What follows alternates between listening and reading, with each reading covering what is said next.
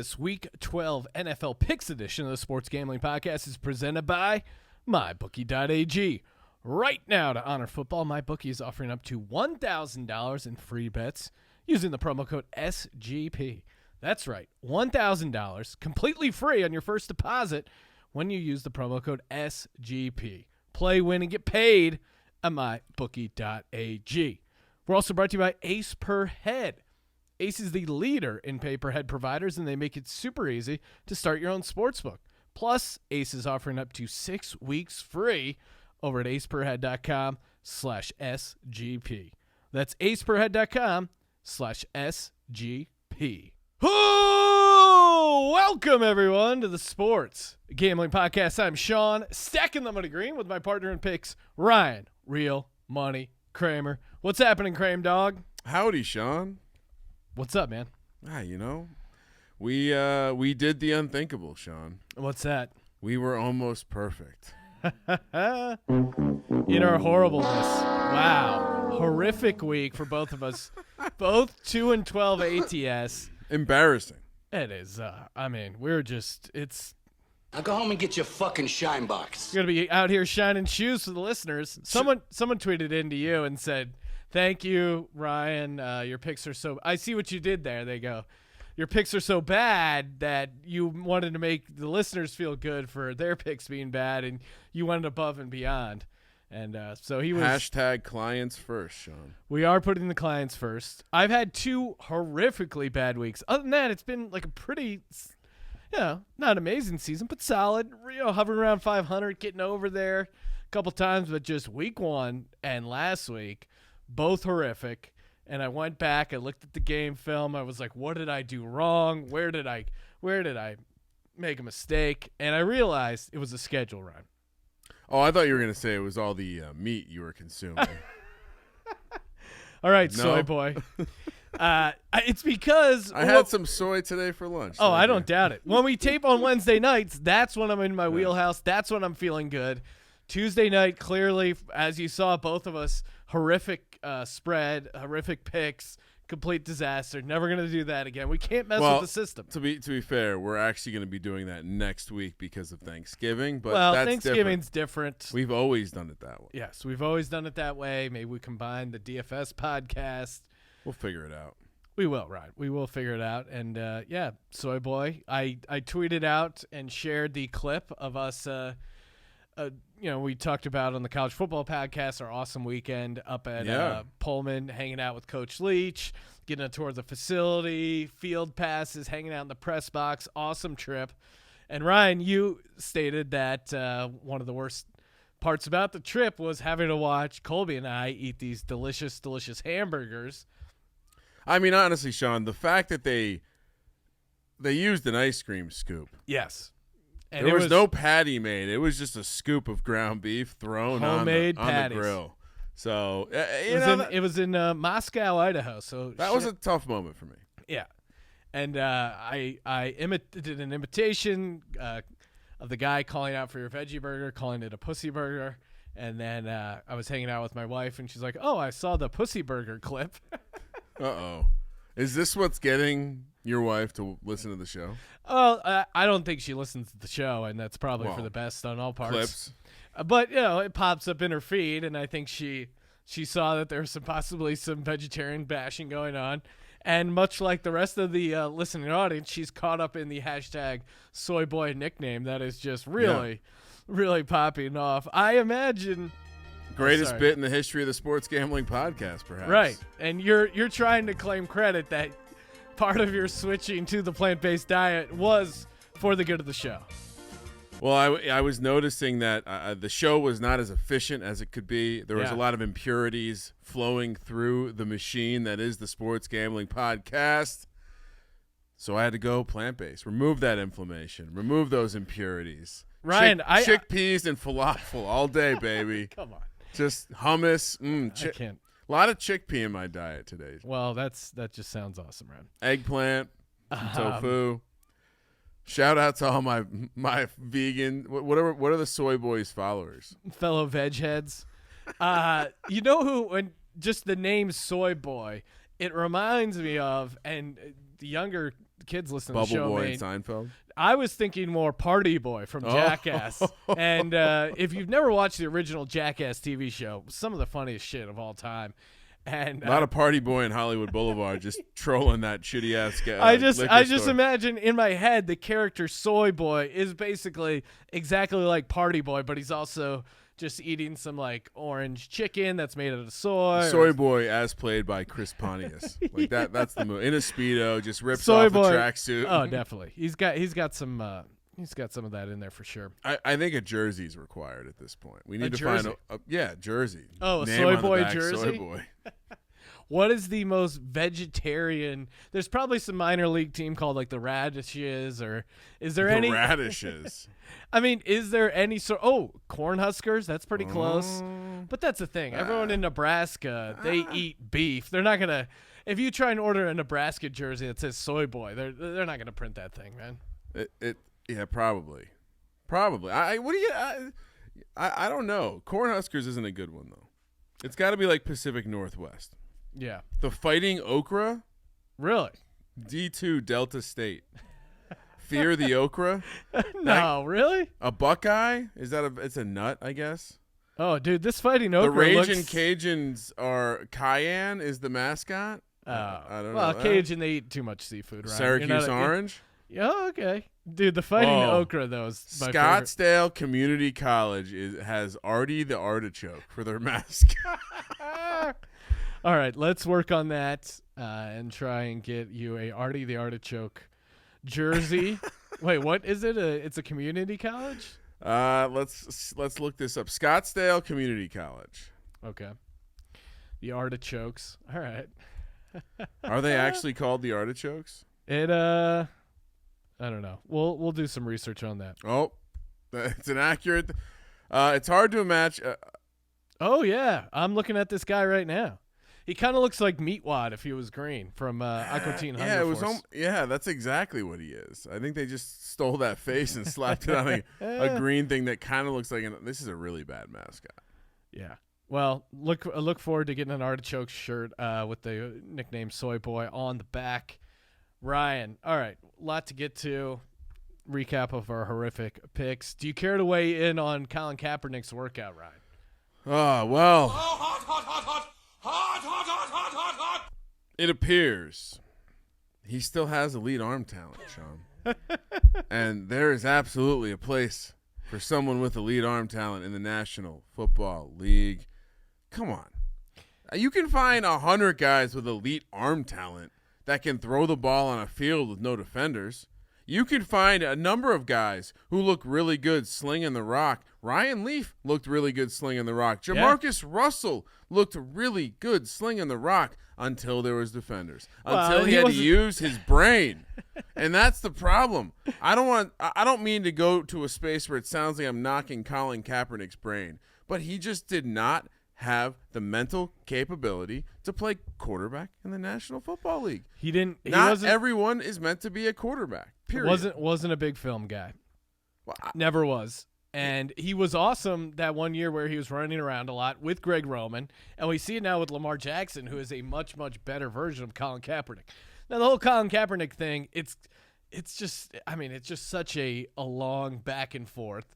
But I think he's kind of, in a weird way, he's almost proving the owner's points, where it's like this workout of Colin Kaepernick was a 3-day news story. Does anyone want a backup quarterback that's calling out the owners and saying, "Don't be scared of me, sign me"? When the Eagles re-signed, Josh McCown, it was like a 15-minute press conference. He moved on. The guy's holding a clipboard. There was a role for Colin Kaepernick in the league to do that. He turned down a $7 million deal from the Broncos because he wanted starter money. Couldn't find starter money, and then all of a sudden he became blackballed. It's like, dude, take the $7 million deal from the Broncos, have a really good year, and then you have them over the barrel to get insane money. Like, it's just there's no middle ground. You think Patrick Mahomes, if he kneeled, or if Lamar Jackson took a knee for the national anthem, you don't think they would still be playing? Like, come on. it's a nuanced thing. He's not good enough to warrant the insane distraction he is. Now, you can be like, Sean, it's his political right to do this. It's like, yeah, it is. It totally is. It's absolutely his right as an American to do this, but sure. he may impact his employment with a private entity.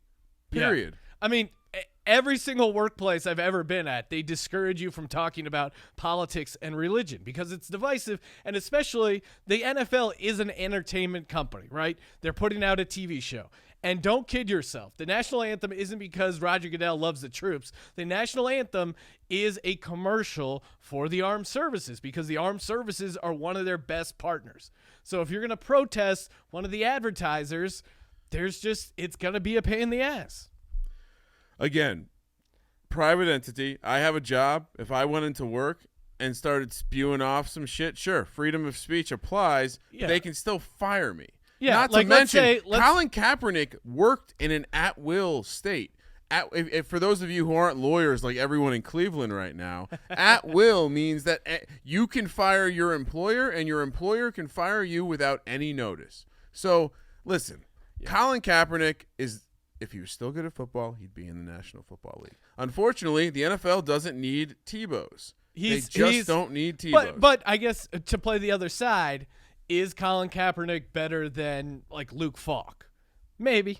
You know what I mean? Like he is probably good enough to warrant that second or third quarterback on some rosters. And you're right, maybe because you get into it like, well, look, other backups come out of nowhere. Yeah, maybe there is a world where you would have had some crazy Nick Foles revival and take a team to the playoffs. Highly unlikely, and that's why that Foles story is so crazy. But you kind of almost have to play the game a little bit. If you just quietly did the workout, signed whatever the NFL wanted to do, knocked it out of the park, maybe a team would. But, like, even his workout was a big story. So it's crazy. All right, there you go. Get the hot take out of it. Oh, hot, hot, hot, hot. Hot, hot, hot, hot, hot, hot. No more hot takes. No more hot takes. Turn the burner off. You gotta talk shop a little bit. Ryan, this is not a hot take. There's not two sides of this issue. And the issue is MyBookie.ag is the presenting sponsor of the Sports Gambling Podcast, the Sports Gambling Podcast Network, the official online sportsbook of our podcast network. All the lines we're about to pick, courtesy of our good friends over at MyBookie.ag. If you want to get set up over at MyBookie.ag, use that promo code SGP up to $1,000. Up to a $1,000 deposit bonus on your first deposit. And Thanksgiving right around the corner, a $250 completely free bet on the Bears and the Lions. Put down $250. If you win the bet, awesome. You get to keep the $250. If you lose the bet, you still win the bet. They will refund you up to $250 on that early Thanksgiving game. And that's for all MyBookie customers, not just new ones. But again, it's a simple formula over at MyBookie.ag. You play, you win, and most importantly, you get paid, especially when you use that promo code SGP. Ryan, before we recap our pile of shit, let's highlight some winners, a.k.a. the listeners, in the Free Roll Football Contest presented by BetSperts. Oh, man. What do we got going on here? I think I pulled up the God damn it. I pulled up last week's winners. Hold on, Ryan. I am calculating these. I know one of the guys, he's already hit us up for his free merch. And again, if you are one of the winners, handful of guys went 12-2 this week. A tie up at the top. The merch store is going to be empty after these. Ben Alexander 230, Chad Foreman 17, Hajanki, Deadfish, and G Thoma 03 all went 12-2. All you guys get a $50 credit over at the Sports Gambling Podcast merch store. So guys, hit us up, podcast at Sports Gambling Podcast, to get your gear. Kramer, let's take a look at the leaderboard. Well, Sean, I'm going to give you 4 this week. I'll give you 5. Iron Chef Brad is in 5th place with 89 correct picks. D. Huffman, 55, tied with Pickmaster in 3rd place with 91. I'm sorry, tied in 2nd place with Gotti, 15, all with 91. And in 1st place, for the first time this year. Big Ben W. Good to see Ben Roethlisberger doing something in his time off, dominating the free roll football contest. Yeah, he's one of those guys who will get penetration. Ryan, and one of the listeners who was a recent winner, we had mentioned that we were kind of disappointed in some of the names. Historically, we've had some really good, funny listener names. And he told me in the email that he tried to register Michael Vick's pet grooming service, and it would not go through. Don't let Colby hear that. Yeah, Colby's all over the map with his takes. Oh, my God. That was another thing. We didn't even get into it on the college podcast. But Colby and I spent a good hour and 15 minutes. Oh, thank God we didn't get into it on the college podcast, or the college podcast would have been 3 hours long. I had to witness this a little bit more sober than you two, and it was brutal. It was a heated argument over who was the greatest quarterback of all time. I said Tom Brady. Again, because as much as it pains me. It's a baby fucking wheel, man. The guy won 6 Super Bowls, right? I mean, 5 Super Bowls? Where are we at with Brady? 5? There's a lot of other good quarterbacks in that caliber, and but I think the extra Super Bowls is a tiebreaker for Tom Brady. Colby said Super Bowls and Super Bowl MVPs don't matter, and that he thought John Elway was much better than Tom Brady.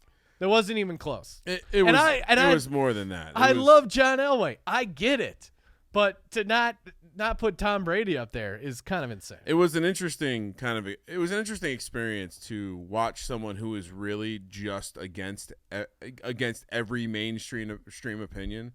Anything that doesn't feel contrarian is wrong. And so it was kind of interesting to like what I like to do when people are arguing is I will generally just take the other side because it's fun to argue. So with a guy like Colby, it's fun to just take it in circles and go in circles. Anyway, good. Yeah. Anything else we have to talk about with the Pullman experience? I think one thing we didn't touch on was you participating in an emphatic high five over soccer. That was fun. Watching the Eagles during an Eagles-Patriots game. Tom Green, earmuffs, if you're listening. But we were very passionate high five when Brazil won the U17 World Cup final. So can't really get into the logistics of what was going on there, but yeah, it was a. I didn't gamble on it, but I was possibly involved in some action excited on some U17 soccer that would have been a big swing there. All right, let's get to the recap here. Steelers 7, Browns 21.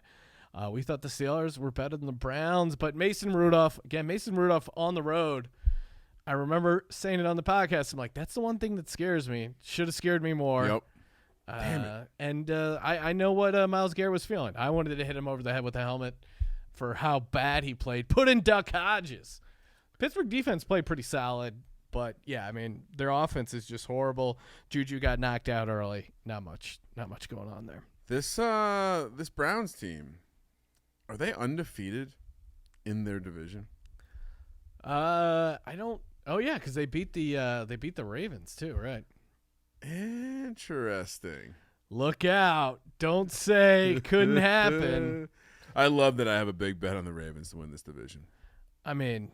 The Browns, the interesting thing is the AFC is so bad, the wild cards really are pretty wild. Because AFC South, Colts, Texans, they're both 6-4. They play this week, and one of those is going to get a loss. And the Titans are 5-5. Jags are 4-6. They're still kind of in it. The Browns play the Dolphins, the Steelers, the Bengals, the Cardinals, the Ravens, and the Bengals. They have one or two tough games left. Yeah, I mean, and what are the 6 games left? They'll be favored in at least 4 of them, possibly 5. Yeah. I would say they'll be favored in 4. Seems like they could use Myles Garrett, though, on the home stretch. Detroit Lions 27, Dallas Cowboys 35. Driscoll the pistol, not enough. He was moving the ball, but Detroit's defense, Dallas just looked good on the offensive side of the ball. Sean, can you please explain to me why it's the right analytical move? I know, it's really annoying. When you're down 8 to go for 2. The spread was 3 when we picked it, and I thought that was a Stafford spread. Turns out it wasn't because it got up to 7.5 Or no, turns out it was a Stafford spread because when Driscoll was named starter, it got up to 7.5, and lines get up 7-0, and I'm kicking myself for not taking the 7.5. And I was like, I had a bad football NFL Sunday, but man, Detroit Lions, that would have been if I would have had 7.5, I would have been so pissed. Yeah, it's one of those. Again, the card says if you're down. Basically, if you're down 14 points and score a touchdown, you're supposed to go for 2. Why? Well, I guess the idea is 2 attempts at getting the 2-point conversion, even out to what. So they're saying the expected value of going for 2 twice is greater than the expected value of 2 extra points. In that scenario, because if you hit the first time, then you can just kick the extra point to win the game. That basically not the expected value of those 2 occurrences, but your odds of winning the game increase by going for 2 the first time. I kind of get it, because if you hit the 2 the first time, then you just need to get the touchdown extra point to win the game. I guess I'd have to look at the percentages of what a kick is, like where are we at with the extra point compared to the. But then it comes back to just why not go rate? for 2 every time? How different is it from that? But that's my point. Like if you're going with that approach at the end of the game, right? Because yes, if you get the coin flip and you get the 2-point conversion, you're now down 6 points. An extra point wins the game for me. Yeah. But if you don't get it, the extra point's now not an option. You forced your own hand. You have to go back to the coin flip. And so now you're just saying, well, we got it. We converted last time. We'll convert this time. It doesn't work like that. But the fact that you have to go for 2 the second time, that value is lower. Your odds of winning are lower than if you would have. I don't know. I don't know. Again, I'm not looking at the card. I'm just telling you it kind of makes sense. It would only make sense if you went for 2 every time with that. That's your point of you should just go every time. The card is only right if we're converting like 85% on kicks. But even then you should just go every time, because expected value, if you're getting half of your 2-point conversions, that means your expected value is 1 point. So you should never kick an extra point, because you're not going to kick 100% of extra points. That's math. I understand that math. I don't know what kind of fucking sorcery or voodoo they're doing where these guys who never go for 2, they're not progressive, all of a sudden they're going for 2, down 14 at the end of the game. It doesn't make sense. The people in the bar agreed. Any average fan would see it just isn't a smart move. Just go for 2 every time or take both extra points. Tampa Bay 17, New Orleans Saints 34. Bucks catching 5.5. Classic Jameis game. Just turned it over. Their defense is just so bad. We have to have a intervention on ourselves with the Bucks. They've now lost 6 straight against the spread. Yeah. Well, I think actually technically there was a cover in there on that Seattle game, because it was like 6.5. But for the the closing number they've lost. And I think that's what's keeping me around them. And just in your head, you're like, they got Godwin, they got Evans, they got Arians, and just the defense is so bad. We can't fuck with the Bucks anymore. It just doesn't matter. Panthers 3, Atlanta 29. We were both on the Panthers. I liked it. I made it my lock. I thought this was a perfect Atlanta Super Bowl division game against the Saints, and then they just fucking shit the bed. I don't understand how Carolina did not get up for this game. I mean, Allen at quarterback, clearly it's a disaster. May as well put Mam back in. I don't know. How is he not done with the transition? Yeah, I don't know what's going on over there. And Will Grier. Where is Will Grier? Panthers. Get him in the game. And they just looked horrible. I mean, how can they have 3 points and Christian McCaffrey still had like 25 fantasy points? He still had like a good fantasy game. I think he went over 30. Yeah, it was a lot of like PPR and yards, but crazy collapse for the Panthers, and I don't know. I'm most puzzled at what changed with this Atlanta team, because they were the worst defense in the league, and now they're in a couple weeks, Sean, they are up to 25th. 25th. They were awful. I don't get this at all. They have a pass rush now. It's they just really seem to rally around Dan Quinn, which didn't make much sense, but They seem to be doing it. It's like it's like my Hokies rallying around Justin Fuente. It's just yeah, as a fan, it's always horrifying when your team rallies around a shitty coach. You're like, no, let it go. We're not going to make the playoffs. Come on, just move on. We got to get past Dan Quinn. They won't do it.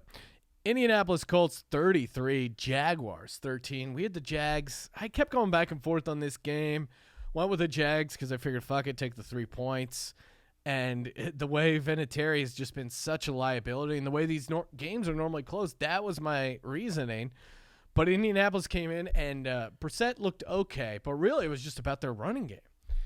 Marlon Mack got out early, but he still had 100 yards. He broke his hand, and then they bring in Jonathan Williams. He gets over 100 yards. This Jags defense is just bad. Next man up. Coach of the year, right? For Frank Wright. Oh, yeah. I mean, will he get it though? They lost their quarterback like 2 weeks before the season. Who else would you give it to? The GM, like executive and coach of the year, have to go to the Colts. Maybe you can make a case for Harbaugh, but I don't think they will. It's not as interesting of a story. It's more Lamar Jackson for MVP, Frank Reich for coach of the year, and. Yeah, you think about, too, like if Vinatieri hits a couple of these field goals or if Brissett isn't knocked out. If they didn't have to start Brian Hoyer at all, he should just get coach of the year just for having to start Brian Hoyer. Imagine if they had Andrew Luck. Jesus Christ. Well, I don't know. I mean. All right, so they should have they lost to the Chargers because of their kicker. Yep. Right, accurate statement. The Raiders game is probably a true loss. Well, that Steelers one is the other one that jumps out at me. And they lost to the Steelers because of that. So Vinatieri should have hit that kick. They did lose to the Dolphins all by themselves, though. I mean, that's that was Brian Hoyer, though.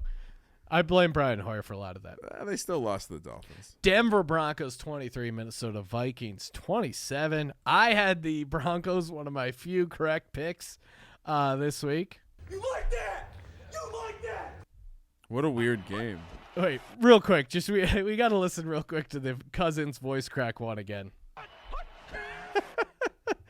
They got down 20-0, and we're at this bar in Spokane, basically sitting around all day waiting for our flight back home in upstate Washington, and just there's a ton of Broncos fans. Places going nuts. I think they would call it Eastern Washington.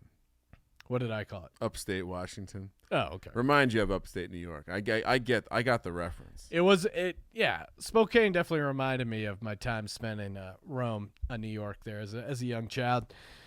But Broncos going nuts. I had Broncos 10.5. Of course, I didn't actually bet it because you and Colby were so hard on the Vikings. I got in my own head about it. I should have taken the 10.5, but then I was mad at myself for not betting on the money line. And previously in the past 5 years, when a team's down 20 points, 0-99, and then here comes Captain Kirk leading the team back. Horrible collapse for Fangio and the Dolphins and the Broncos, but they did cover the 10.5. So he's close. He's lost a lot. Speaking of a guy who's lost some close games this year, this is one of those teams where I can tell you right now, Sean, we're going to be if Vic Fangio stays and they get at any sort of improvement at quarterback, or this Brand. I mean, what Brandon Allen did was one of the more impressive things on Sunday because he looked good. Granted, it fizzled off, but against that defense in the spaceship, that is an impressive performance. And I think if Fangio comes back and this team can upgrade that offense a little bit, this is a team you circle right now. Bradley for regression. Chubb gets back healthy, and they lost to the Bears by 2 points. They lost to the Jaguars by 2 points. They've had some heartbreakers, and they lost to the Colts by 2 points. They lost to the Vikings on the road by 4 points. They're gonna experience some positive regression along the way.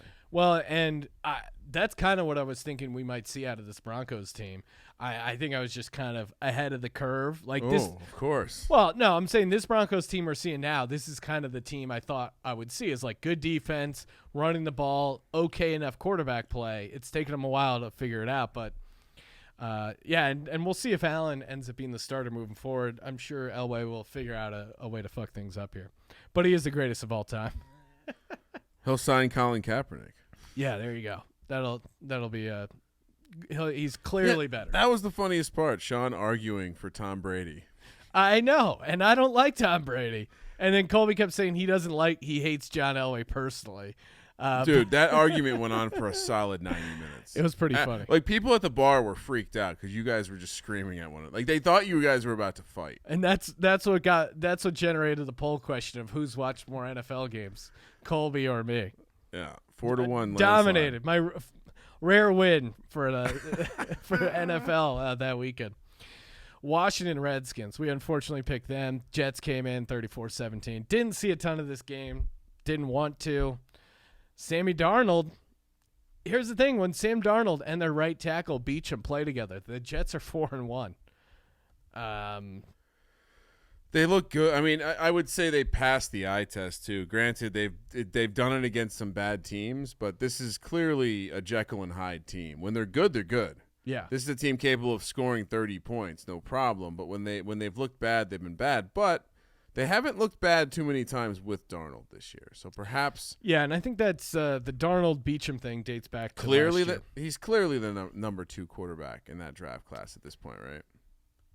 And after Lamar Jackson. Yeah. Yeah, and he was my number 1. We'll see. Is where Baker things end ahead up. of Josh Rosen or behind? I mean, Wait, Josh Rosen or Josh Allen? Josh Rosen. He has way fewer Wait, interceptions it was this year. just Josh Allen in the same class? Yeah. Okay, so I have Josh Allen higher than Baker right now. Number 3? Yeah. Oh, easily. Because Josh Allen. He's leading a team that I mean, I think if anything, granted his eyes are way too close together and they're never going to win playoff game, but he's winning games. You know, Baker's not doing winning games. Josh Allen's only thrown 7 interceptions. I mean, you know, that's What's a big Baker difference. Got? I mean, he's right up there with It's a volume game for Daniel Jones. How dare you compare him? Let's see. What is Mayfield? He's well into the double digits, and he's fumbled a bunch. Yeah, 14. So he's doubled. Yeah, you got to give it to Josh. Yeah, I would almost put Baker behind Rosen. Rosen has fewer interceptions. Speaking of the Miami Dolphins, 20. Buffalo Bills, 37. I don't know. We got cute taking the Dolphins. It's crazy. The Dolphins are a public dog, and people keep backing them. Crazy. I didn't think Buffalo would go in there and be able to put up this many points, but, I mean, Miami's good for them. Miami's defense is horrific. It does, their offense is moments of competency. They got a kick return for a touchdown. But Sean, it was the weather. It dropped into like the low 60s for this game. Maybe even the fifth. It was whatever. Buffalo brought the cold weather to Miami. I did get worried when we heard the weather report. I'm like, damn. No, I literally, we were driving and I literally said, fuck. Like, that's not good. That was the whole premise. It's a bad sign. Baltimore Ravens 41, Houston Texans 7. We both had the Ravens, Ryan, both right there, and just put an ass whooping on the Texans. This Ravens team, unstoppable. Best team in football right now. We'll see how long this lasts, but, I mean. I'm very intrigued to see this team come playoff time, but, man, it's hard to tell. I would have a hard time listening to an argument of them being an underdog on a neutral field to anyone in the AFC. Yeah. Yeah, it's going to be – I mean, it's really going to come down to these last few games. If New England loses a couple. Or if New England loses one, and then Baltimore wins out, they would have the tiebreaker, number 1 seed in the AFC. 49ers 36, Arizona 26. We picked San Francisco minus 11.5, so didn't even get to enjoy that last-second complete bullshit fumble recovery for a cover. It seems like the line closed about 9, most shops. It was fun to watch Colby experience the most improbable backdoor of an offensive lineman heaving the ball. I mean, not only was the guy clearly down, but he literally threw a forward pass. Yeah. It was illegal on so many levels. But it was backwards. It was. Here's the thing. As a gambler, I have a gambler. Things can go either way on that, right? You know what I mean? Like, you could clearly be on both sides of that. I'm fine with it not being reviewed ever. I know maybe it'll come and bite me in the ass, but as a gambler, I want that last-second sweat regardless of what side I am. Here's the problem. College basketball is reviewing shots at the end of the game to make sure they don't screw Vegas. The NFL's got to get in line. I think their ability, or I would say this: the NFL has devolved or digressed in their ability to lead with the best product. It used to be we'd watch the NFL and then we'd watch college, and you'd be like, why? Like, there's no challenges in college. Why aren't they reviewing this? It's a clear play that needs to be overturned. We've seen this across the board this year with pass interference. What's the point? Yeah, pass interference is hard. What is the point They should of have having never the rules if you're not going to follow the rules? Pass interference never should have been reviewable. It's not going to be reviewable next year. That Saints call would not have been pass interference if it was if that game happened today and they didn't throw the flag on the field, they aren't going to overturn it. So you haven't solved anything. Sean? Yes. It seemed like there was some feedback there, but we're all good, Ryan. Ryan's on his phone surfing. I was just getting an update on a nice eggplant tofu recipe. Philadelphia Eagles 10, New England Patriots 17. It's a baby fucking wheel, man.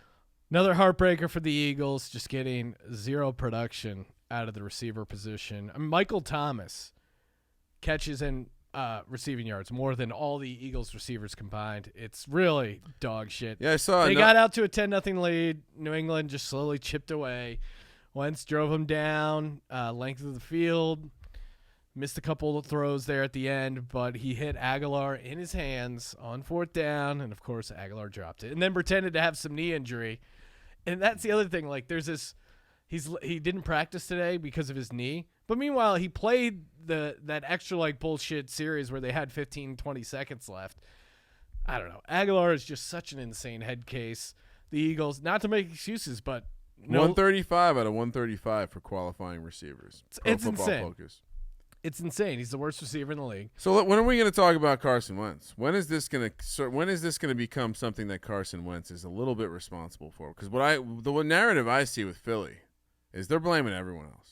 Everyone else is catching it. Not Carson Wentz, though. Oh, no. Carson Wentz. Not Carson Wentz. This is not Carson Wentz and those errant, horrible throws I was pointing out earlier in the season. This was the most criticism Carson Wentz has ever gotten after a game. So to say that, I mean, I don't think you have the pulse of the fan base. You're focused on the wrong thing. This is all about Carson Wentz. Sure, Nelson Aguilar sucks, but watching that game, this was a Carson Wentz loss. Okay, I mean, if you want to put it on Carson Wentz, that's fine. But I mean, yeah, he needed to play better. He needed to make a couple plays there.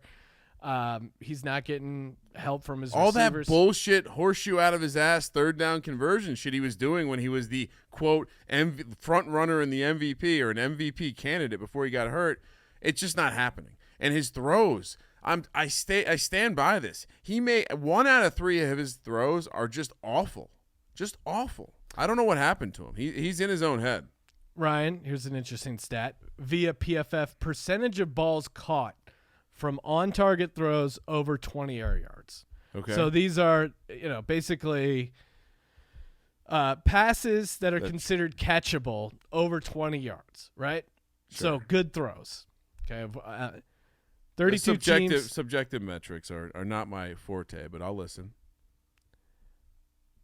The ball hits the receiver in the hands. They deem that catchable. So you're right. There is some subjectivity in there. It's not just if it hits their hands, though. But continue. According to this stat, Carson Wentz is the top guy. No. This is percentage of balls caught by receivers that hit their hands after 20 Eagles yards. are the lowest? Yeah, 68%. I mean, yeah, Carson Wentz needs to be criticized. He needs to work on his accuracy. His mechanics are regressing. Do you have the top guy on that list?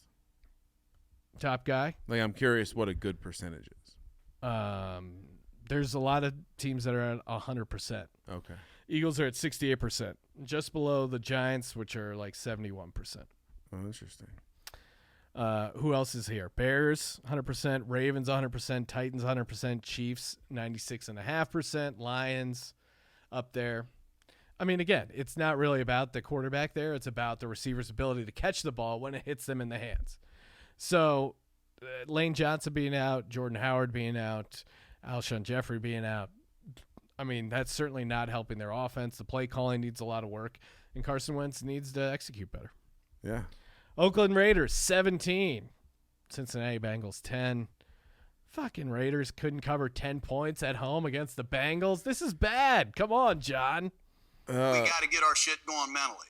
The Close Your Eyes special gets a cover, Sean, bringing it to a beautiful 5-6-1, almost 500 there. But straight up, the Close Your Eyes special team is 1-11 now, straight up.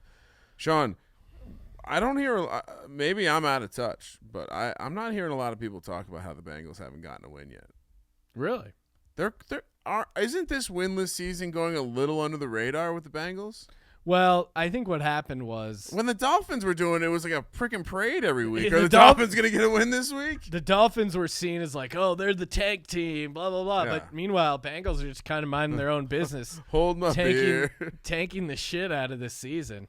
I think Zach Taylor, though, like, dude, you just can't go 0-16. You might not get a second season. AJ Green not even playing. Like He wants no part of it. Yeah, my ankle still hurts, guys. Sorry. Yeah, sorry. I'm doubtful this week. Well, and they got to be careful because Redskins at 1-9. But here's the thing: what do the Redskins do? Let's say the Redskins somehow, Bengals get another win, whatever. Redskins end up with the number 1 pick. Do the Redskins draft Joe Burrow? No. So is he going to be the first pick? Yeah. How would he not be? Oh, this kid from Ohio State, the pass rusher. I feel like that's... Oh, you're right. He might be the first pick. Yeah, I don't know. I mean, the Giants are going to have a high pick, and God help me if they take anything other than offense or defensive line. But are there any good running backs available for the Giants? Potentially. Saquon replacement. It's time to move on from that guy. Just going back to the same I'm shitty joke. Well, I'm looking at CBS 2020 mock draft. They have the New York Giants selecting Jerry Jeudy, receiver out of Alabama. Yeah, what are they going to build through the line? Rams. They also need an offensive lineman, although some of the rookie guys playing a little better. 17, Bears 7. Jared Goff sucks island. It's, again, made this joke before, Ryan, but I stand by it. It's no longer an island. It's a continent, much like Australia. Whoa. It's gotten so big. the tropical storm Trubisky that was downgraded to a tropical storm right before it landed, just immediately destroyed by the powers of land. Lost the water, lost its momentum, and now instead of we can't. This is the millennial problem. We can't just bench Trubisky. We have to pretend like he's hurt. Oh, who is he fooling? Who gets hurt and has some emotional hug with his coach when he's like, "Hey, bro, I got to do it. Sorry, man, you suck. You suck. We should have taken Patrick Mahomes. We should have taken Deshaun Watson. We suck. John Fox sucks. The GM, Ryan, whatever, sucks. Everyone sucks. Had you listened to Ryan Real Money Kramer, Sean, what would you have known? That Mitchell Trubisky is a hot bag of dicks. But yeah, you were not high on Mitch Trubisky. Yeah, I don't know. I mean, I think now notable QBs, Ryan, from the 2017 draft class careers: Trubisky, Mahomes, and Watson. Win percentage of 543 for Trubisky, 720 for Mahomes, 625 for Watson. Passer rating 86.2 for Trubisky, Mahomes 112.5, Watson 103.5, and TD to interception 40 and 23 for Trubisky, 68 and 14 for Mahomes, 63 and 23 for Deshaun Watson. Not much to make of this game. Also, super ugly one. Nathan Peterman was also taken in that draft. Yeah. Pretty bad draft for quarterbacks. Chad Kelly, Brad Kaya, Nathan Peterman, Joshua Dobbs, C.J. Beathard, Davis Webb, Deshaun Kaiser. Wow. And Mitchell Trubisky. All hilarious bags of dicks. You could make a case for Beathard, man. He didn't look bad with that 49ers. He's the third best quarterback after Mahomes and Watson for sure. Yeah. Bears didn't cover. I had the Bears. You had the Rams. Felt like they probably should have covered, but the Bears? Yeah, it was 10-7 the entire game. Trubisky was hard. I mean, for as nice as Jared Goff sucks Island has gotten, Trubisky is just. Yeah, I mean, what? They can't go in there and kick a last-second field goal for the cover? I mean, they were covering the entire game. Okay. Kansas City 24, Chargers 17. Hola! San Diego Superchargers, charge! Horrific day in the poor life of our buddy, our pal, Justin Decker. Phil Rivers, again, I said it before the Oakland game. He was there with that heavy backpack on a trail, loose rocks, ready to fall off the cliff. And he did. And he's just kept falling. I'm going to ask you a crazy question. Sure. That before the season, you would have been like, that's stupid. But who retires first, Big Ben, Phillip Rivers, or Eli Manning? Well, I think Phillip Rivers definitely thinks he can play, and I think the perception is he's that got he 10 can kids play. or 9 kids. Like, he's ready to go, right? Well, Odds Shark, good pals over at Odds Shark, actually tweeted out a hypothetical odds here.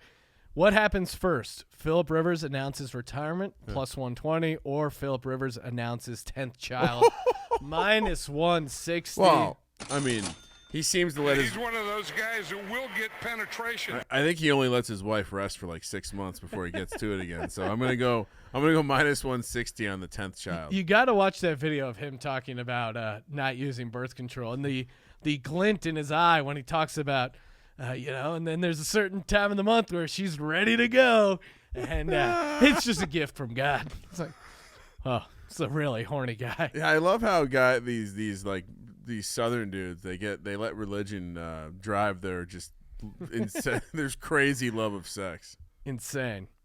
Yeah, and Jesus, man, Phil, the Chargers. That was a tough loss. Yeah, because they played pretty well on defense. They did. Chargers have lost 31 one-possession games since 2015. This is, the Eagles have had a couple tough losses this year, but, man, Chargers, quietly the most tortured fan base because they're given the most hope. And I was trying to explain this to my wife. I said, it's not like with the Giants where you start the season, they're going to suck. They suck. You're a little annoyed. But the Chargers. A little annoyed? Come on. You moved on after like week 2. The Chargers, they got Decker believing every single Sunday. He's tough. throwing his hat. He's flying around. And what's going to happen is they're going to win like 5 in a row, 8-7. They'll need like a win and some help to get in the playoffs, and they'll lose by 3 again. Yeah. They're a field goal kicker back to missing kicks. Poor Decker. Poor Decker indeed.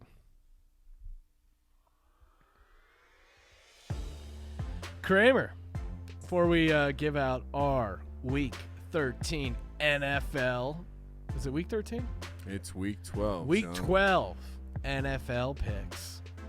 Talk about our good pals over at Ace Per Head. Have you ever thought about starting your own sportsbook? You don't know how? All of a sudden you find yourself sweating out some under 17 Mexico soccer action? Ace Per Head is here to help you start your own sports book. Stop sitting on the sidelines. Get in on the action. You like gambling? Why not make it your job? It's a little easier if you're on the other side of the counter. That's why it's minus 110. You already got the edge on your side.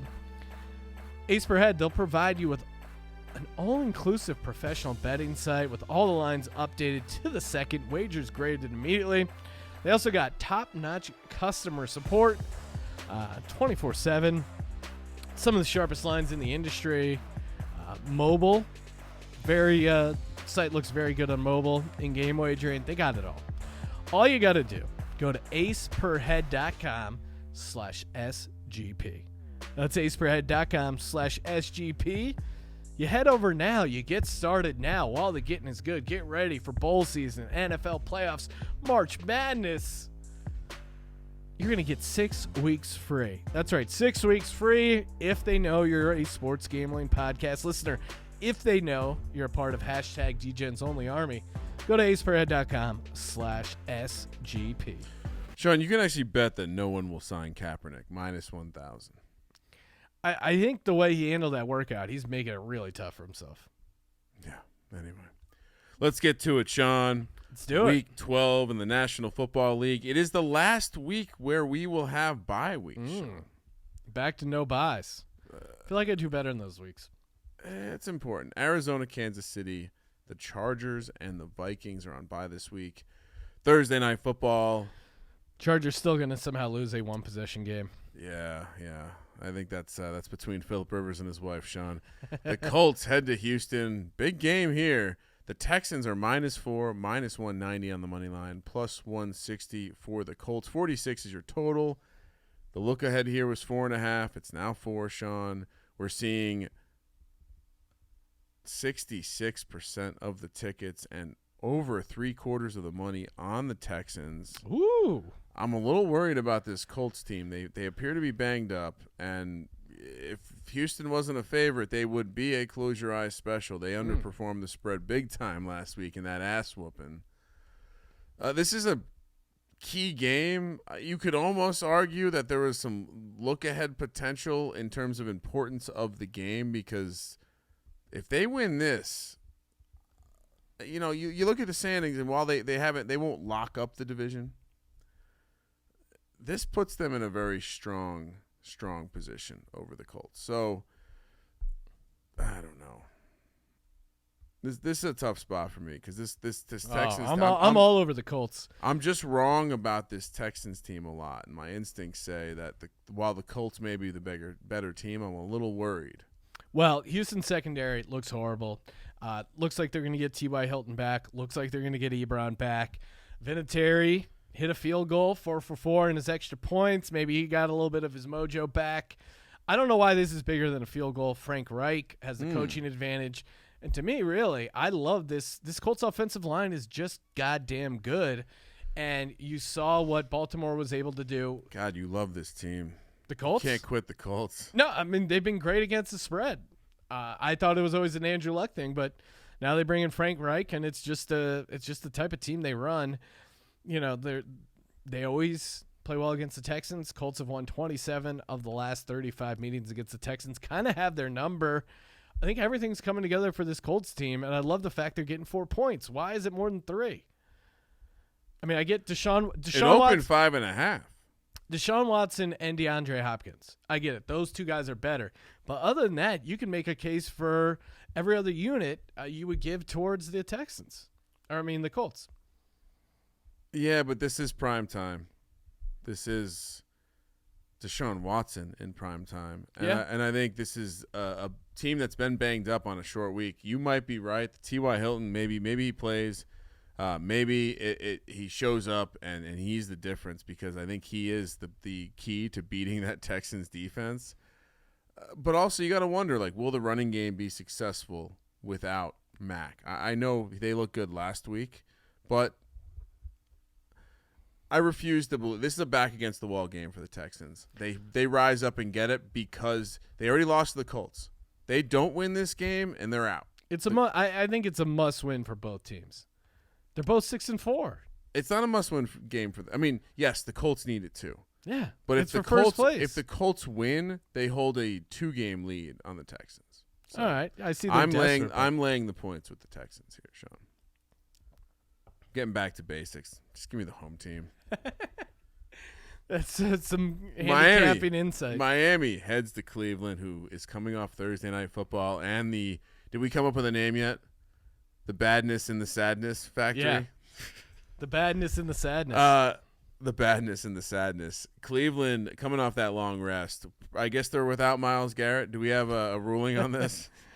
I got to talk to my attorney. But Cleveland is almost certain he's not playing. Cleveland is minus 10.5, minus 550 on the money line. Miami plus 415. 44.5 is the total.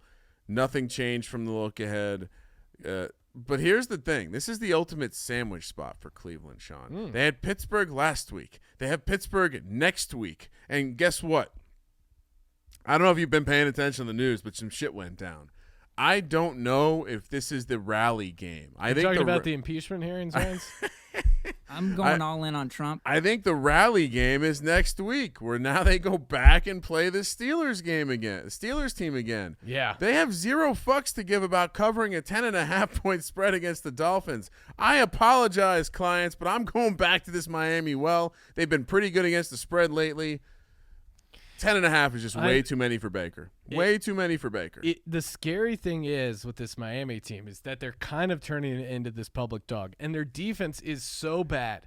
But if this was prime time, I would maybe look to take Cleveland a little bit more. But, man, there is the Jarvis Landry revenge spot. Yeah, and I think he's a good play in DFS. But I think also worth noting that the Browns and Lombardi brought this up on his podcast, but the Browns cornerbacks aren't that great. No. They've gotten by getting a great pass rush, and not having Myles Garrett there is going to be a big difference. And that's where Miami really gets their shit pushed in, is on the defensive line. Fitzmagic, this is like a perfect Fitzmagic game, right? Where Cleveland is just kind of asleep at the wheel, emotional, a big. It was a huge thing, right? We also don't know what happens to this defense when they lose Myles the Garrett, defensive player, someone who's arguably the best pass rusher in the league. So Miami is dead last in adjusted sack rate, so Baker with time, maybe he figures it out. But if there's any team in the NFL that's going to read their own press clippings, that's going to get distracted, that's going to look ahead, I think it's this Cleveland Browns team. So I'm with you. Give me the Dolphins plus 10.5. Yeah, I'm sure Freddie Kitchen has done a good job of helping his team compartmentalize what happened last week and move forward.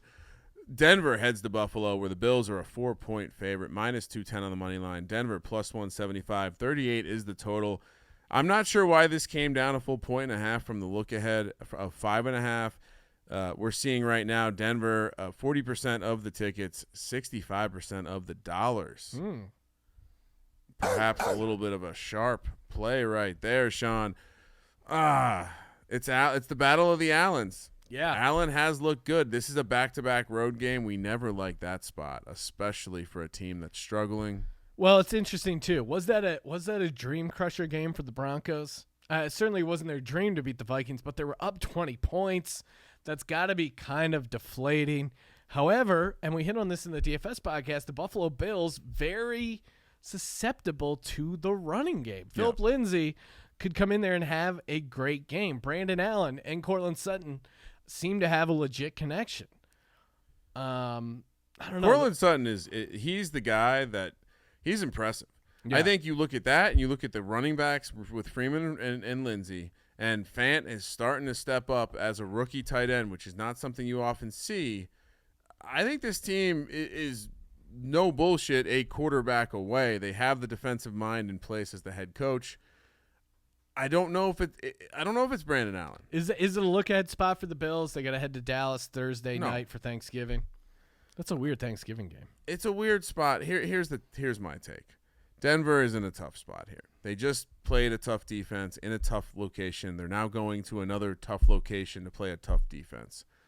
And I think they kind of poured a lot out there. And you saw what happened, right? They held strong for a half, and then it just completely broke down against someone like Kirk Cousins is maybe he's a slight notch up from Josh Allen, but they're in the same relative galaxy.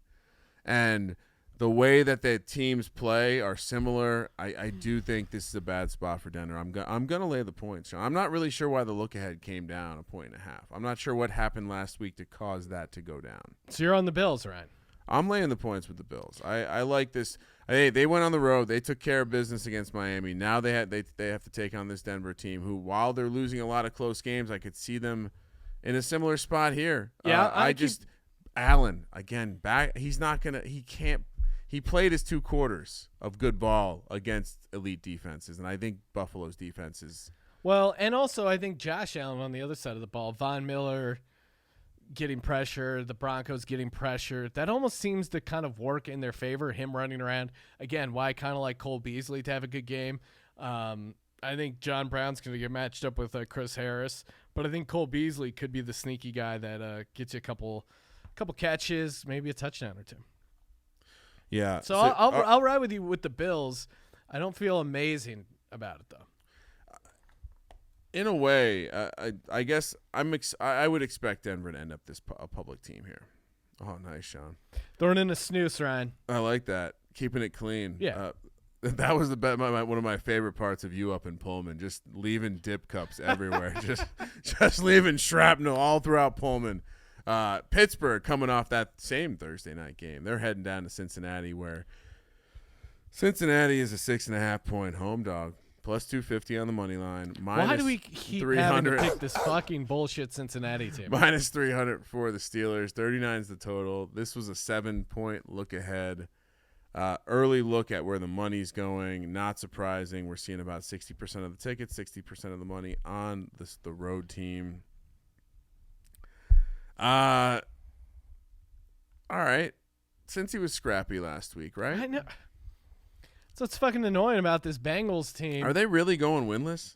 That's well, the question. Here's the thing, and I kind of had a similar take on this. Is this the game they target? Like, yo, we got to win this game. Yo, we got to win this game. But then Steelers are coming off a loss. And a Thursday night rest. Do they rally around Mason Rudolph? He seems like a pretty unlikable guy. Who do they have next week, Sean? Who is it? Well, I just told you. They have the same sandwich spot. They're playing the Cleveland Browns next week. I want nothing to do with Cleveland or Pittsburgh this week. I'm fading both of them. But Bengals, I feel like we've had this conversation before where we're like, the Bengals could show up. They'll be a little scrappy. They're a home dog, and then they lose by 45. I'm taking the Steelers. Oh. I'm taking Tomlin off a loss. He seems to have this you're this probably team right. is playing for him. It is. And the Thursday night rest thing. I know he didn't play it with Cleveland, but is Cincy going to lose every game? It's certainly on the table. Minka Fitzpatrick, I think he could be the difference maker in this game. Finley throws a pick. Joe Mixon's look competent, but I think the Bengals are just too one-dimensional for how good this Steelers defense is. Yeah, you know what? Juju's out. It just feels like both the Cleveland Browns and the Pittsburgh Steelers are going to look forward. You know what? I'm going to stick to my guns. Give me the Bengals. Give me the Bengals. They got some guys who are out on suspension. Don't worry, guys. Mason Rudolph only had to pay a fine. Speaking of which, Sean, we didn't talk about this. Did you see the NCAA fined? Yeah. A college kid who doesn't make money, $11,000. Imagine if you got hit with an $11,000 bill in college. You'd be fucked. Your life's over. You can't pay that off. Where are you getting $11,000? Oh, I think I know where he's getting $11,000. Yeah, some booster, right? Some duffel bag. Dude, he's got to pull the Randy Moss and then just like straight cash, homie. Come out with the sack of hundreds in a brown paper bag. Be like, you count it. Fuck that. Give him pennies. Giants head to Chicago, where no real line out there for this one, Sean. The look ahead was 7.5. The Bears are laying 6 in the Westgate Super Contest. How can they not? This is insane that you're even hesitating setting a line. It doesn't matter who's the quarterback for the Bears. I'm seeing a lot of places that now have 6 as the number. 6 is the number. Chase Daniel, I think we've been talking about this, probably an upgrade, but they can't be laying this many points, right? I mean, you hate the Giants as much as anyone. They're coming off the bye. It sounds like Shepard could be healthy. The Giants team is as healthy as they can be, and this Bears team is like the locker room is divided. The quarterback situation's horrible. Chase Daniel is an upgrade, but then I mean, you saw what he did against the Lions. Like, if given a really weak defense, Mitch Trubisky has these moments where he shows up. He threw 3 touchdowns against the Lions. Wait, you think Trubisky's going to play? You think he's going to get through this hip injury? I don't know. It's Either weird way, because I always thought the vagina was on the inside, not the outside of the hip, because he's acting like a real pussy right now. I have a new rule. If you've lost to the Jets at home, I'm not taking you on the road. New rule. Give me the Bears -6. Yeah. I don't know what to do about this. I'd like this better if it was 4. Don't get me wrong, but I'm taking the Bears here. I'm a little scared of the Giants going against this Bears defense, but I do think the Bears defense has lost a little bit of their will with the way that this offense is played, because I mean they've been beyond bad. Like people were talking about David Montgomery as like legit. He's going to be the rookie of the year. He's in a great opportunity, and I don't think if you don't watch every game like us, like if you're like a Colby Dant, you don't watch every NFL football game. You'd probably be asking yourself, who is David Montgomery? Give me the Giants, Sean. Okay. Bold pick. I'm just not picking. You're crazy for laying 6 points with this Bears team. Just say that out loud. I'm going to lay 6 points with the Bears. I'm going to lay 6 points with this Bears offense. I think Khalil Mack.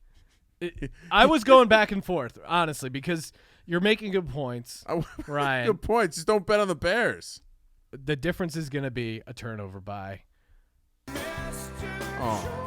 Khalil Mack is gonna get the ball. He's gonna take it like it was his lunch money that's his. He's gonna grab it. And the same thing we saw Jamal Adams just rip the ball out of Daniel Jones' hand and run in for a touchdown. Could see a similar scenario here for Daniel Jones and Khalil Mack.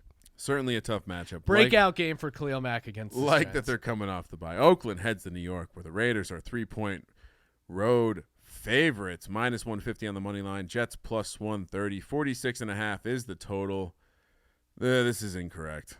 We've gone a little bit too far with this Raiders love. 65% of the tickets, 25% of the dollars on the Raiders. Some early money on the Jets coming in. I love the Jets here. Absolutely love the Jets here. Raiders. Really? I mean, at 3.5, I probably go Jets. But now that it's back to 3, interesting. Oakland on the road, early kick. Yeah. I think we need to pause for a second about this Raiders team. This is a tough spot for them, Sean.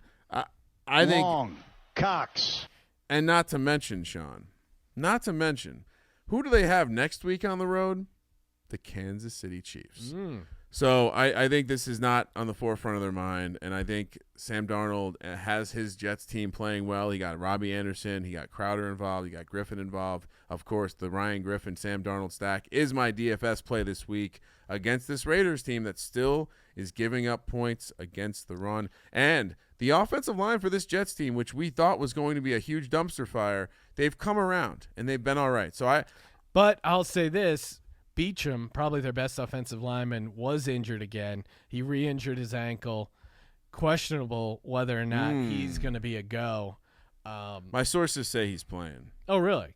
I don't know. Okay, because I couldn't find anything saying one way or the other. And if you're missing your right tackle against Max Crosby, defensive line, look at you. He's actually kind of making a case for defensive rookie of the year. Certainly he's not going to beat out Bosa, who's in the running for All-Pro and kind of been a higher profile. But compare these two stats. Nick Bosa, 21 solo tackles, 7 sacks, 1 forced fumble, 1 pass defense.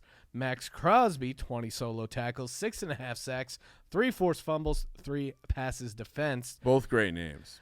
Both great football names. And Max Crosby, he was a character. If you don't remember, he was that big white D lineman who was getting all tatted up during training camp. Seems like a fun character.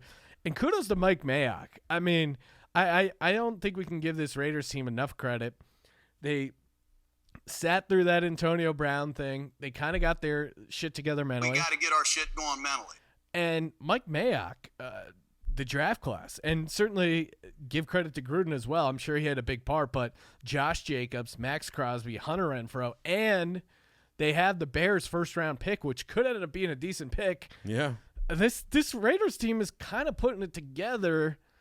Derek Carr's still there, bro. Yeah, he is. Like, I'm gonna go Raiders here. You made a good case for the Jets. I'm gonna fade you though. You were 2-12 last week against the spread. I'm going against you, Ryan. I'm sorry. What was your record last week? I was also 2-12, but I hit 2 out of the 3 teams in my 3-team teaser, and you only hit 1. So I'll go road chalk here for the Raiders. I'll give them a little respect. All right, Sean. That's crazy. Carolina heads to New Orleans, where the Saints are 9.5-point favorites. Minus 445 on the money line. Carolina plus 355. 47 is the total. This took a huge jump up on the look ahead from 6.5 to 9.5, Sean. We're seeing the money, the early money, coming in, split across the board, 50-50 in this game. Carolina just covers against New Orleans, right? Or is this New Orleans team just fucking going to dominate? I think the New Orleans team, they were asleep at the wheel against Atlanta, and we saw Atlanta, certainly in hindsight, motivation factors, and rallying around Dan Quinn, apparently. I think Kyle Allen has really gotten exposed. They did a good job hiding him early on and just feeding Christian McCaffrey. But this Panthers team is too one-dimensional on the offensive side of the ball, and the defense has really been exposed. I think Kamara is going to have a huge, huge game. Breeze is missing some throws, but I don't think it's going to matter. I think Kamara is going to have a huge game. They roll. Give me the Saints, minus 9.5. Yeah, I'm not. I don't think I can lay. I think the Saints. I think Cam Jordan against that offensive line of the Panthers that was getting pushed around at home in a divisional game. I think they're really going to struggle against the Saints D line. This Falcons team is throwing shit off for me because it just doesn't make sense. But this also could just be the end of the line for the Panthers. It could be the end of the line for Riverboat Ron, and I think we've seen the true Kyle Allen at this point. I I think if this gets into the double figures, maybe you're talking about not taking the Saints. This Saints team's good.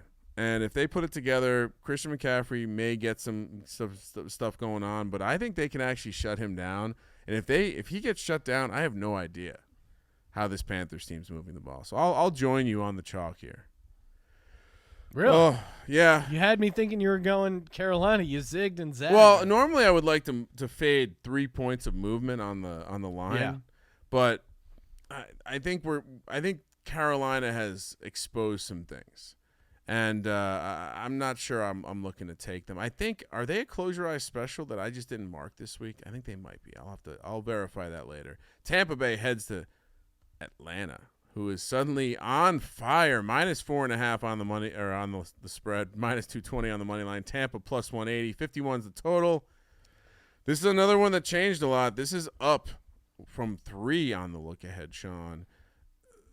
We said this earlier. I think it's time. Is it time to quit?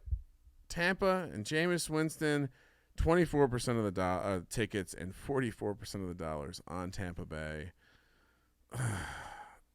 I told myself I had to quit them, but this is a great matchup for Jameis, right? Well, and the ankle though. He injured his ankle. He was out there. He's a baller though, bro. He's a gamer. He will play. Oh, man. Why is this not 3 points? That's the other thing. That's the other thing that's scary. Like Atlanta's gotten everyone off the case. I'm going Atlanta just because, again, I'm going to fade turnover machines. Clearly, he is one of them. Jameis Winston. I think Julio Jones is just going to destroy that secondary. Yeah. There's no one that can guard him. And, again, I don't understand it, but everyone's playing for Quinn. They're at home. I think you just have to take the Falcons here. It sounds like Tampa Bay is getting more of the action, right? Do you have the percentages? Yeah, Tampa Bay's less a quarter of the tickets and almost half the money. So it's an interesting sign. But the strangest thing about this Falcons team is the schedule. Sean, they didn't play. Their first divisional game was last week against the Saints. I'm sorry, 2 weeks ago against the Saints. They are 2-0 in their division. I know it's very. They're such a weird team, but I'll take them this week. They have 5 straight divisional games. They've won the first 2 on the road. Now they have the Falcons. Could they make a run for this division? Could they go undefeated in the division and not make the playoffs? That's interesting. And I don't know if that's ever happened in the NFL. I'm with you. As much as I want to take Tampa here, we told ourselves we were quitting Tampa. I'm quitting Tampa. Cold turkey for a week at least. Detroit heads to Washington, where again another line that doesn't exist out there that I was able to find when I was filling out the sheet. It looks like we have a pretty strong consensus of -3.5. Detroit, and I don't have all the other numbers, John, but the total is 41.5. Dwayne Haskins is your starter. Why would the number not be out? Stafford, there's no way he's playing, right? Was that part of it? I don't know. It sounds like Stafford's going to be out for the rest of the year. Yeah, that's why I didn't like Haskins and Driscoll. What am I missing? I don't know. Driscoll has looked okay, but he can move the ball. I'm starting him in DFS. Hard to want to start play this Redskins team.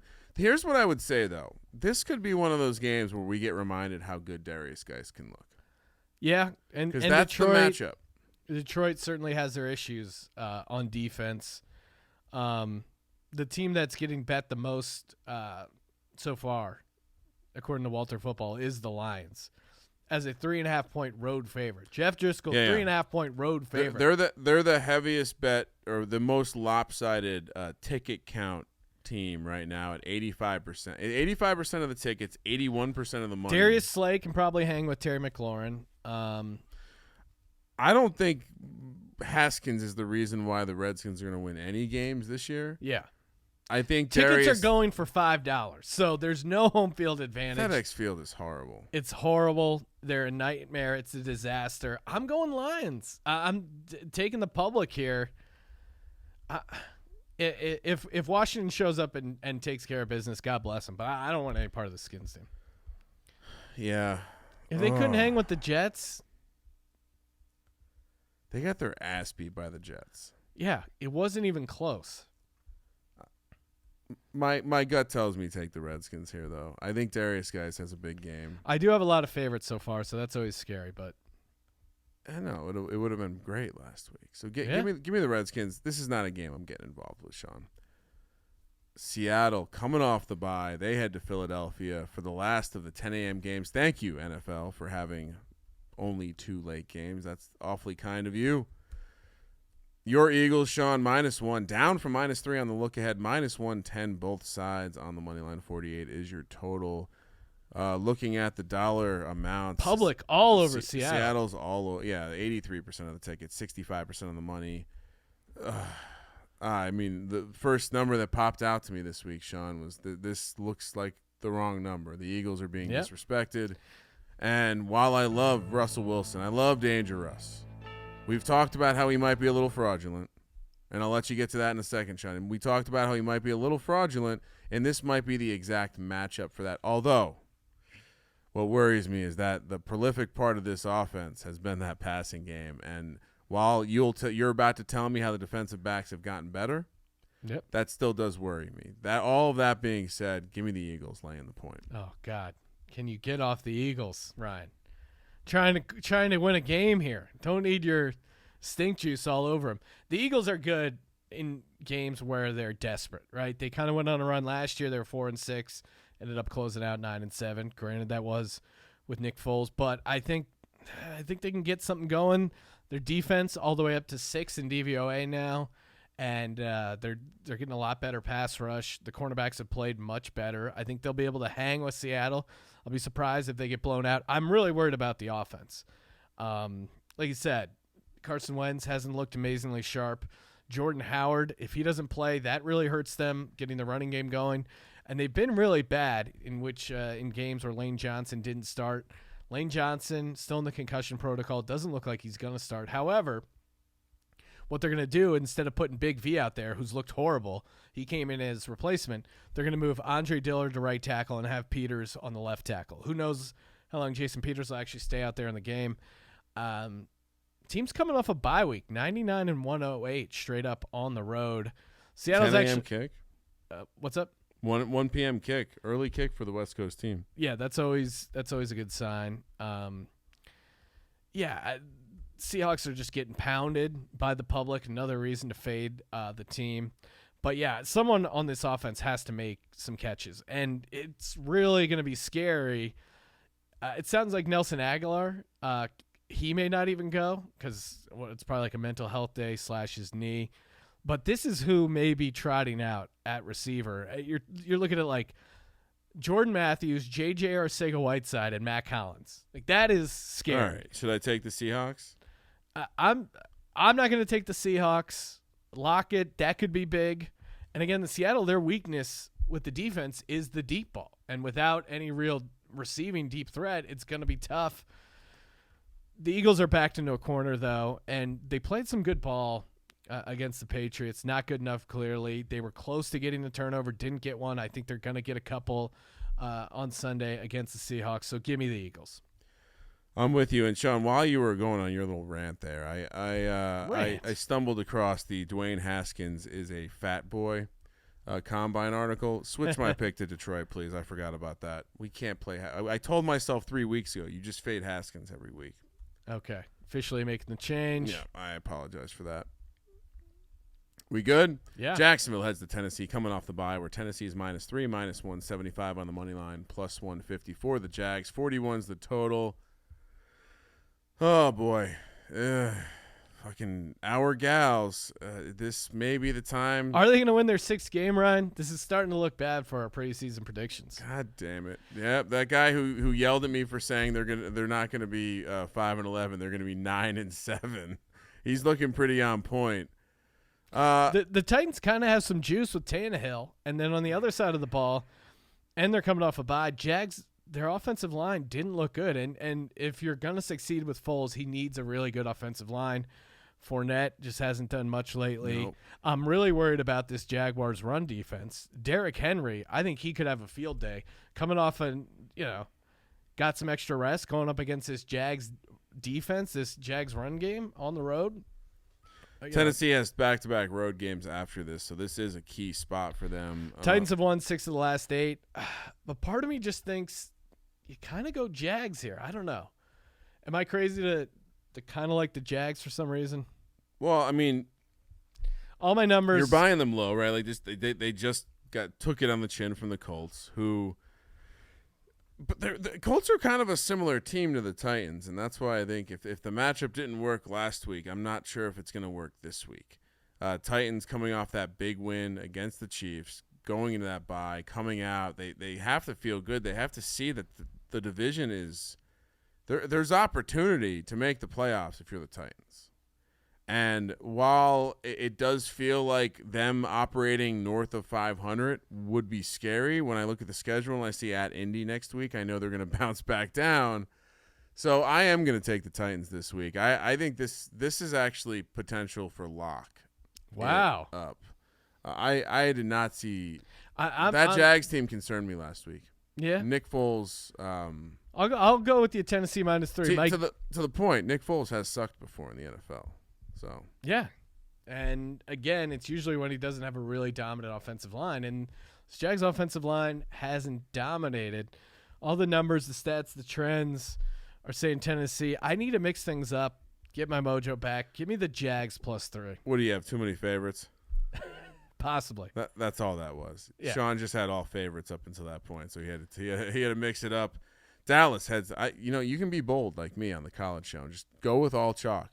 Dallas bold. Dallas heads in New England, where the Patriots are -6.5, -290 on the money line, +240 for the Cowgirls. 45 is the total. It seems like the Pats might have some issue with the running game, right? Of Dallas. Yeah. Are we at all worried about that? Yeah, but a little bit. But also, this Cowboys team against good teams hasn't really been great. It's hard to see Jason Garrett out coaching Bill Belichick. Well, and if you listen to Tom Brady's post-game press conference, it sounded like they lost the game. It sounded like they're going to bounce back after a loss and kind of take it to these Cowboys. The Cowboys don't really need this game. They're heading up to New England. It's going to be cold as shit. Lael Collins, Amari Cooper, both banged up. They will play. Again, this line's probably should be 4, but this Pats team, as much as it's easy to criticize Carson Wentz and the Eagles offense, and certainly a lot of that's warranted, this Patriots team still is kind of historically good defense. And I think Dak is kind of due for a letdown game. So I'll take the Patriots and the big number here. I think as long as this is, and I'm just not going to pick the Cowboys. What do you want from me? Under 7. Give me the Patriots. All right. I like the Cowboys, and I think they could give them trouble, but yeah, I'm not. That is a disgusting act. I mean, Sean, to your point, Tom Brady was fucking pissed. Like, he's going to be making avocado smoothies for everyone on that team. San Francisco hosts Aaron Rodgers and the Green Bay Packers coming off the bye. Aaron Rodgers in a homecoming. Will his family be at the game? I doubt it. San Francisco laying 3, -165 on the money line, +135 for the Packers. 48 is the total. This game is pretty split down the middle, 50-50 on the tickets and the money. Sean, good Sunday night game here. Yeah, great Sunday night game. Aaron Rodgers is not losing to Jimmy G, right? I was on the Three Dog Thursday podcast with a good pal TJ Reeves. I selected this as one of my picks here, Green Bay +3. Did you? Long term, Aaron Rodgers as a dog, isn't that kind of the side you want to be on? Yeah, I mean, especially when not only is Aaron Rodgers coming off a bye, being forgotten about in the top quarterback discussion, but now we have this Jimmy G character who's being spoken about in the good-looking character over Aaron Rodgers. Yeah. Cutting into classic his game. hunk battle. My only concern is with Aaron Rodgers going home. Yeah, maybe he catches up with some old friends. Will he be going down to the old dive bar with one of the buddies, one of his old roommates, and looking to play some tummy sticks? I don't know. I hope not. I don't need him distracted. Needs to be here. focused. Give me the Green Bay Packers plus the points. Yeah, he could be out, living it up, enjoying the Bay Area. I mean, he played college ball in the Bay Area, so again, like you said, bit of a homecoming. But yeah, didn't he grow up there? I think he grew up there. Yeah, I'm blanking on that. But Rodgers 21-16 against the spread as a dog. Yeah, and just good against the spread overall. 94-64 ATS since 2009. Aaron Rodgers. So the guy wins games, covers spreads. Give me the Green Bay Packers.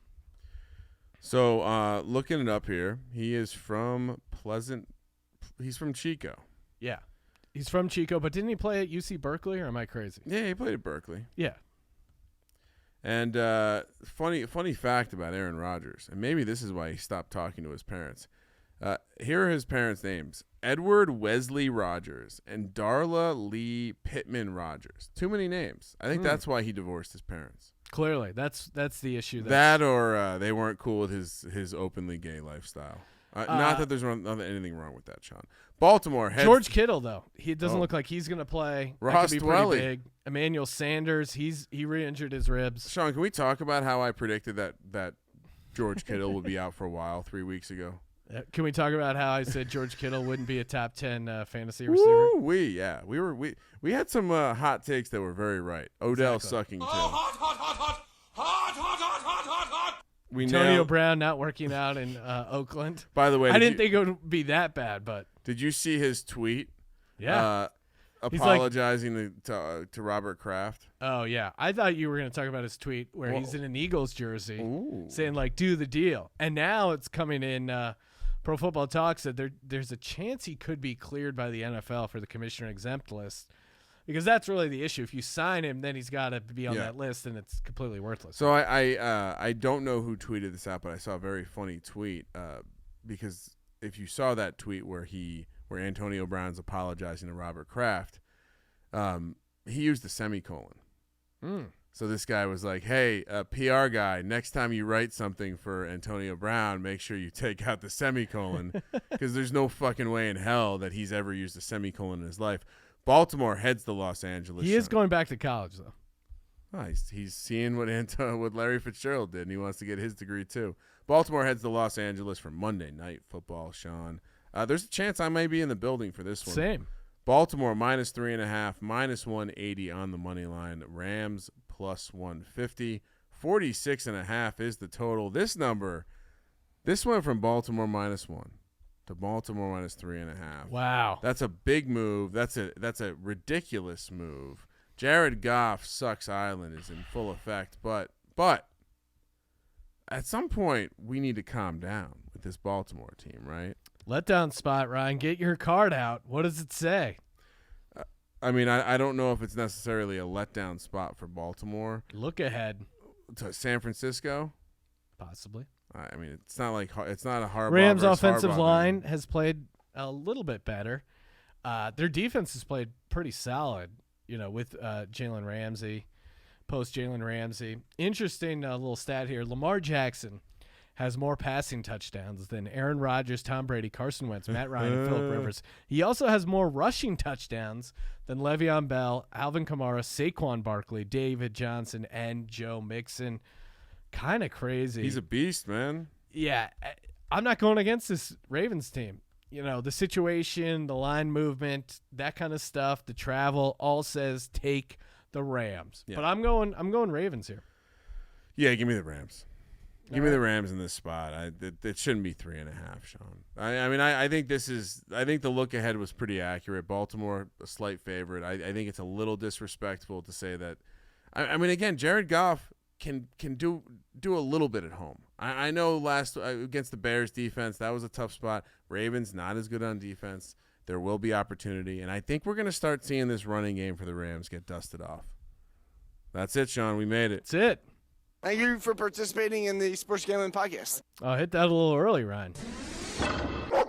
Happy birthday. Lock Dog and Tees presented by MyBookie.ag. Promo code SGP. Play, win, and get paid.